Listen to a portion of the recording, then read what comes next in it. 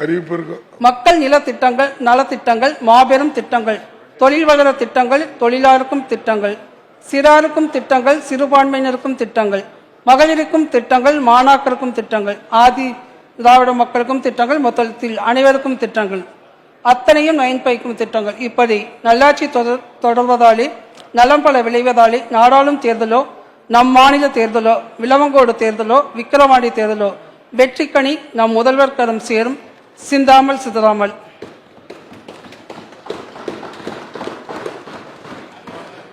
மானிய கோரிக்கையில் பங்கு பெற்ற மாண்புமிகு உறுப்பினர்கள் அனைவருக்கும் நன்றியை தெரிவித்துக் கொள்கிறேன். எனது பதிலுரையில் மானிய கோரிக்கைக்கு தேவையான தகவல்களை தந்து உதவிய தலைமைச் செயலாளர், மாண்புமிகு முதலமைச்சர் அவர்களின் செயலாளர்கள், மாண்புமிகு முதல்வர் அவர்களின் முதன்மை தனி செயலாளர், நிதித்துறை முதன்மை செயலாளர், ஆதிதிராவிட மற்றும் பழங்குடி நலத்துறையின் செயலாளர் திருமதி லட்சுமி பிரியா ஐஎஸ், ஆதிதிராவிட நல இயக்குநர் திரு ஆனந்த் ஐஏஎஸ், வளங்குடி நல இயக்குநர் திரு அண்ணாதுரை சிஎல்எஸ், தாட்கோவின் தலைவர் அண்ணன் மதிவாணன், தாட்கோ மேலாண்மை இயக்குநர் திரு கந்தசாமி ஐஏஎஸ், சமூக நீதி மற்றும் மனித உரிமைகளுக்கான காவல்துறை தலைவர் திருமதி சாமுண்டீஸ்வரி ஐபிஎஸ் ஆகியோர்களுக்கும் மற்றும் அல்லும் பகலும் அயராது உழைத்து என்னோடு பணியாற்றிய துறை சார்ந்த அனைத்து அலுவலர்களுக்கும் எனது நன்றியை தெரிவித்துக் கொள்கிறேன். ஆதிதிராவிட மற்றும் பழங்குடி நலத்துறை மானிய கோரிக்கை மீது மாண்புமிகு உறுப்பினர்கள் 123 வெட்டு தீர்மானங்களை கொடுத்துள்ளீர்கள். இந்த வெட்டு தீர்மானங்களை நான் படித்து பார்த்தேன். இதில் பெரும்பாலான சட்டமன்ற உறுப்பினர் தங்கள் பகுதிகளில் சமுதாய நலக்குழுக்கள் வேண்டும் என்றும், ஆதிதிராவிட மற்றும் பழங்குடியினர் வசிக்கும் பகுதிகளில் அடிப்படை வசதிகள் செய்து தர வேண்டும் என்றும், பள்ளி மற்றும் விடுதிகளை செய்ய வேண்டும் என்றும், சாதி சான்றிதழ்கள் பற்றி தொடர்பாகவும் கொடுத்திருக்கிறேன். மாண்பு சட்டமன்ற உறுப்பினர்கள் வழங்கிய கருத்துக்களுக்கு வேண்டிய விளக்கங்களை எனது பதிலுரையில் அளித்துள்ளேன் என்று நம்புகிறேன். தங்கள் வெட்டு தீர்மானங்களை சுட்டிக்காட்டிய ஆலோசனைகள் மற்றும் திட்டங்களை நன்கு பரிசீலனை செய்து மாண்பு முதலமைச்சர் அவர்களின் ஆலோசனையை பெற்று உரிய வகையில் நடவடிக்கை எடுக்கப்படும் என்பதை இப்பேரவைக்கு தெரிவித்துக் கொள்கிறேன். எனவே வெட்டு தீர்மானங்களை அளித்த மாண்புமிகு சட்டமன்ற உறுப்பினர்கள் அவற்றை திரும்ப பெற்றுக்கொண்டு இம்மானிய கோரிக்கையை நிறைவேற்றி தர வேண்டும் என்று அன்போடு கேட்கிறேன். அறிவிப்பு இருக்காமா? அறிவிப்பு இருக்கா? வாசிக்கணுமா? பதிவு பண்ணிடலாமா? ஆலோசனைப்படியும் வழிகாட்டுதலின்படியும் துறை சார்பாக 19 அறிவிப்புகளை வெளியிடும் மகிழ்ச்சி அடைகிறோம்.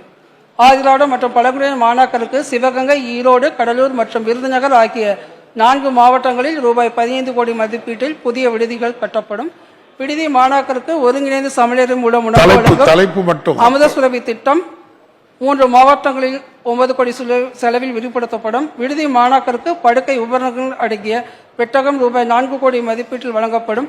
பழங்குடியினர் உண்டி உரையாட பள்ளிகளை மாணாக்கரின் தேவைகளின் அடிப்படையில் ரூபாய் 13 கோடி மதிப்பீட்டில் மறுசீரமைக்கப்படும். பள்ளி மற்றும் கல்லூரி விடுதிகளில் தங்கி பயில மாணாக்கரின் தனித்திறமையை வளர்த்துக் கொள்ள 10 கோடி மதிப்பீட்டில் திறன் சார்ந்த திட்டங்கள். உயர்கல்வியில் சிறந்து விளக்கும் மாணாக்கருக்கு ரூபாய் 41 லட்சம் மதிப்பீட்டில் உயர்திறன் ஊக்க திட்டம். முழுநேர முனைவர் பட்ட படிப்பிற்கான கல்வி ஊக்கத்தொகை திட்டத்தில் பயன்பெறும் பயனாளிகளின் எண்ணிக்கை 1600 2000 அதிகரிக்கப்படும். தொல்குடியினர் புத்தாய்வு திட்டத்திற்காக 1.5 கோடி ஒதுக்கீடு செய்தல். விவசாய தொழிலாளர்கள் உள்ள ஆதிதிராவிட மற்றும் பழங்குடியினர் மக்களை நில உடைமையாளராக உயர்த்தல். நன்னிலம் மகளிர் நில உடைமை திட்டத்துக்கு ரூபாய் 20 கோடி. பழங்குடியினர் வாழ்வாதாரத்தை மேம்படுத்திய புதிய பொருளாதார முன்னெடுப்பு திட்டங்களை ரூபாய் 25 கோடியில் செயல்படுத்துதல். வன உரிமை சட்டத்தை விரைவாகவும் திறம்படவும் செயல்படுத்த 3 கோடியில் செயல் திட்டம். திருப்பூர் மாவட்டம் முதலிப்பாளையம் மற்றும் ஈரோடு மாவட்டம் ஈங்கூர் தொழிற்பேட்ட அலகுகளை ரூபாய் 50 கோடி மதிப்பீட்டில் புனரமைத்தல்.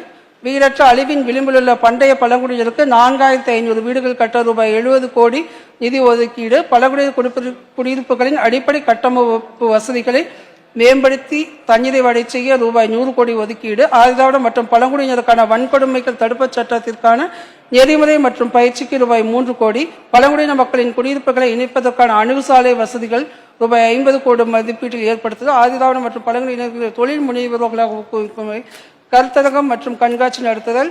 பழங்குடியினர் வாழ்வியல் விழா 3 கோடி மதிப்பீட்டில் நடத்தப்படும். ஆதிதிராவிட மற்றும் பழங்குடி நலத்திட்டங்களின் தரவுகளை மின் பதிப்பாக்கம் செய்ய ரூபாய் 1.5 கோடி ஒதுக்கீடு செய்யப்படும்.